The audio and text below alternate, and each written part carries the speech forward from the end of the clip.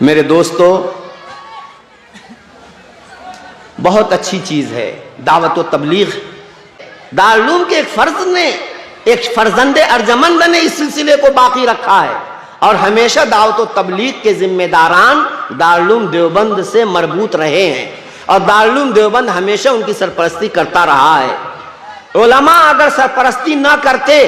تو یہ کام آگے نہ بڑھتا اور ڈھنگ سے نہ ہوتا۔ میں کیا کہنا چاہتا ہوں سنیے، اب میں یہ کہنا چاہتا ہوں کہ شروع میں بھی،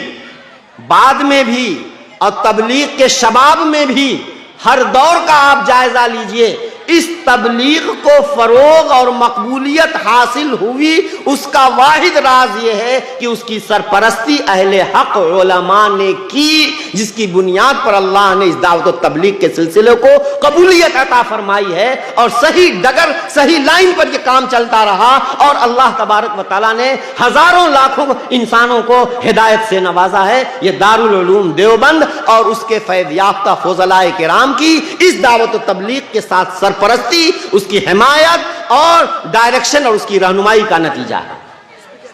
دارالعلوم دیوبند نے اگر کہا وہ غلط ہے تو غلط ہے، غلط ہے، غلط ہے، اس کو ماننا پڑے گا، اس کو ماننا پڑے گا۔ اس لیے آج بھی اس کی حیثیت سپریم کورٹ کی ہے، سپریم کورٹ کی ہے، اور دارالعلوم دیوبند ہرگز ہرگز دعوت و تبلیغ کا مخالف نہیں ہے۔ کیسے؟ اب اگر وہ اس سے رجوع کرتا ہے یہ اس کا کام ہے، اصلاح کر لیتا ہے یہ اس کا کام ہے، اگر وہ اصلاح کر لیتا ہے یہ اس کی عین سعادت مندی کی بات ہے، لیکن ہمارے علم میں کوئی رجوع نہیں ہے، لیکن ہمارے علم میں کوئی رجوع نہیں ہے، لیکن ہمارے علم میں کوئی رجوع نہیں ہے، اور یہی وجہ ہے کہ اس کے بعد ابھی تازہ اپریل کے مہینے میں، وہ جون کے مہینے میں، 2023 کے جون کے مہینے میں، اور ذیقعدہ کا مہینہ عربی کا چاند کے اعتبار سے 24 ذیقعدہ کا، میں یہ کہنا چاہتا ہوں کہ یہ چولی دامن کا ساتھ ہے، مدرسے اور دعوت و تبلیغ۔ تو یہ دعوت و تبلیغ کا یہ جو سلسلہ ہے بڑا مبارک سلسلہ ہے۔ دیکھو، دعوت دینا، خیر کی دعوت دینا، اس کی کوئی متعین شکل نہیں ہے منسوس، اس کی شکلیں مختلف ہیں، زمانوں کے بدلنے کے اعتبار سے بھی اس کی شکلیں الگ الگ ہو سکتی ہیں۔ بھائی پہلے زمانے میں یہ شکلیں نہیں تھیں، بڑے بڑے اجتماعات منعقد کرنے، ایسے بڑے بڑے اجتماعات نہیں ہوا کرتے تھے۔ یہ تو حالات کے بدلنے کے اعتبار سے یہ علماء کرام اور بزرگوں نے یہ سوچا کہ بھئی یہ بھی ایک شکل ہے، چنانچہ اس شکل سے بھی جو ہے لوگوں کو دعوت و تبلیغ کی جاتی ہے۔ یہ ہے اس دارالعلوم دیوبند کا کردار اور علماء کا کردار۔ اگر آپ لوگ سرپرستی نہیں کرو گے اور ہم جاہل لوگ ہیں، اگر ہم لوگ یہ کام کریں گے اور کام بگڑے گا تو اللہ کے ہاں پوچھ آپ سے ہوگی اور آپ ذمہ دار ہوگے۔ ظاہر بات ہے کہ جیسے ہر مکان کے اندر جالے لگتے ہیں اور ہر مکان کے اندر بوسیدگی آتی ہے، اس کام کے اندر بھی زمانے کے تغیرات کی بنیاد پر یا کسی بھی نہ کسی وجہ سے اس کام کے طریقہ کار میں بھی کچھ نہ کچھ گڑبڑیاں ہوئیں۔ بعض ذمہ داران جو اس وقت کے ذمہ دار کہے جاتے ہیں، ان کی کچھ ایسی بے اعتدالیاں سامنے آئیں۔ قرآن اور حدیث کی تشریح کے سلسلے میں انہوں نے کچھ آزاد ہو کر کے سلف امت، صحابہ، تابعین، تبع تابعین، علماء امت، ان کی تشریحات کو چھوڑ کر کے منمانی تشریحات کرنی شروع کر دیں، جس کے نتیجے میں امت کے اجماع سے بھی انحراف ہونے لگا، اور ایسی باتیں سامنے آنے لگیں کہ کسی نے سننے والوں کے رونگٹے کھڑے ہو جائیں کہ یا اللہ کیسی اتنی سنگین باتیں انہوں نے کر دیں۔ بعض دفعہ انبیاء تک کی توہین ہو رہی ہے، حضرات صحابہ تک کی بھی توہین ہو رہی ہے، اور جناب عالی یہ جو متوارث طریقہ ہے دین کا اور خدمت دین کا، اس متوارث طریقے کو بھی کہا جانے لگا کہ صاحب یہ مدرسوں میں جو تعلیم و تعلم کا سلسلہ ہے، یہ تعلیم اپنی سنت کے طریقے سے ہٹ گئی ہے۔ عجیب و غریب انداز سے باتیں کی جانے لگی ہیں۔ اسی بنیاد پر بعض بڑی غلطیاں، جب بہت سی بڑی غلطیاں لکھ کر کے دارالعلوم دیوبند میں بھیجا گیا تو دارالعلوم دیوبند کے بڑے اساتذہ مفتیان کرام نے بہت غور، حالانکہ دعوت و تبلیغ سے بہت محبت ہے، لیکن میرے بھائیوں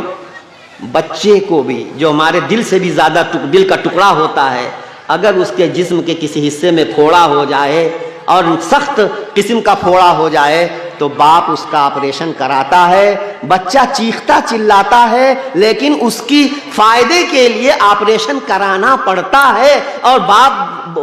پوری خیرخواہی کے ساتھ اس کا آپریشن کرواتا ہے۔ تو یہ ہمارا اپنا کام تھا،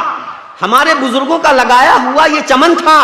ہمارے بزرگوں کا لگایا ہوا یہ شجر تھا، اس میں اگر دیمک لگ رہی ہے تو ہماری ذمہ داری ہے کہ ہم اس دیمک کو کھرچ کر کے پھینک دیں تاکہ بقیہ درخت جو ہے وہ تر و تازہ رہے، ایسا نہ ہو کہ وہ پورا درخت جو ہے وہ دیمک کھا جائے۔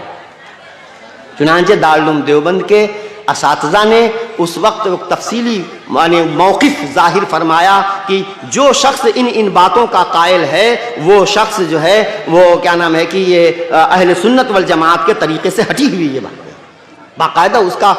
اہل سنت والجماعت کے طریقے سے انحراف منحرف ہونا اس کو واضح کیا گیا اور اس کو باقاعدہ عام کیا گیا۔ اب اس کے بعد کچھ ہمارے بھائی کہتے ہیں کہ وہ تو حضرت نے رجوع کر لیا تھا۔ میرے بھائیوں سنو، رجوع کیسے ہوتا ہے؟ جس طرح کی غلطی ہوتی ہے اسی سطح کا رجوع بھی ہوتا ہے۔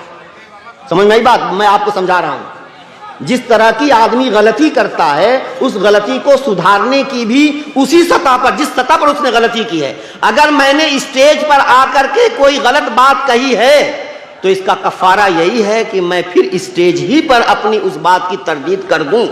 یہی ہمارے اکابر کا طریقہ رہا ہے۔ میرے بھائیوں یہ دیکھیے، یہ دارالعلوم دیوبند اس کو اپنا کام سمجھتا ہے، اور دارالعلوم دیوبند کا کام تھا کہ بھائی ہم صحیح بات بتا دیں، اب کوئی مانے نہ مانے یہ اس کا کام ہے، زبردستی کسی سے منوایا نہیں جائے گا، حکم شرعی بیان کر دیا جائے گا، مخاطب کی غلطی واضح کر دی جائے گی، صحیح بات کیا ہے وہ بیان کر دیا جائے گا۔ میں یہ کہہ رہا ہوں کہ یہ جو علماء ہمارے ہیں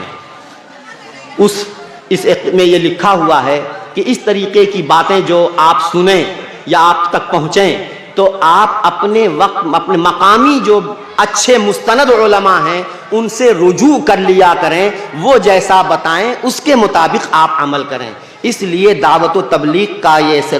کی سرپرستی پہلے بھی علماء نے کی ہے، آج بھی علماء کرام، معاف کیجیے گا میں علماء کرام سے شکایت کرتا ہوں، علماء نے سما حقہ اس کام کی سرپرستی نہیں کی، جس کے نتیجے میں یہ نوبت آئی ہے۔ اگر ہر علاقے کے علماء اس اپنی ذمہ داری کو محسوس کرتے ہوئے کریں گے انشاءاللہ العزیز کام خراب نہیں ہوگا۔ آپ لوگ اپنے علاقے کے علماء پر اعتماد اور بھروسہ رکھیں گے انشاءاللہ تبارک و تعالی، اور جس طرح سے وہ جو مشورہ دیں گے اس کے مطابق آپ عمل کریں گے، دعوت و تبلیغ کا کام بھی انشاءاللہ اچھا ہوتا رہے گا اور معاشرے کے اندر جو ہے خیر پھلے گا، پھولے گا، اور کوئی